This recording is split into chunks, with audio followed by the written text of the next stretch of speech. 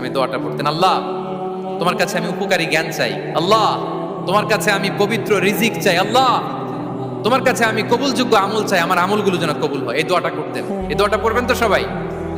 বিষ্ণু ইসলাম নিজে পড়তেন সকালবেলা, একেবারে দিনের শুরুতেই রিজিকের বরকতের জন্য দোয়া করে তিনি ওনার ডে স্টার্ট করতেন। কোরআনে অনেক আয়াতে রিজিকের জন্য দোয়ার ব্যাপারে পাওয়া যায়, আমরা সেদিকে যাব না। সাইয়েদনা ঈসা আলাইহিস সালাম তিনি বলেছেন আল্লাহ আকাশ থেকে মায়েদা পাঠান, ওই আয়াতের শেষে বলেছেন ওয়ারযুকনা ফাআনতা খায়রুর রাযিকিন, আল্লাহ আপনি আমাদেরকে রিজিক দিয়ে ধন্য করুন, আপনিই তো রিজিক দাতা। আল্লাহ নবী ইব্রাহিম আলাইহিস সালাম তিনি দোয়া করেছেন রব্বি জাআল হাযা বালাদান আমিনা ওয়ারযুক আহলাহু মিনাস সামারাত, আল্লাহ এই জনপদকে মক্কাকে আপনি পবিত্র নগরী, এই নগরীকে আপনি নিরাপদ নগরী করুন, আর এই নগরীর অধিবাসীদেরকে আপনি ফলমূল দিয়ে রিজিক দান করুন। তাহলে নবীরা তারা স্বয়ং রিজিকের দোয়া করেছেন। আমরা যেন রিজিক প্রাপ্তির জন্য, রিজিকে বারাকার জন্য আল্লাহ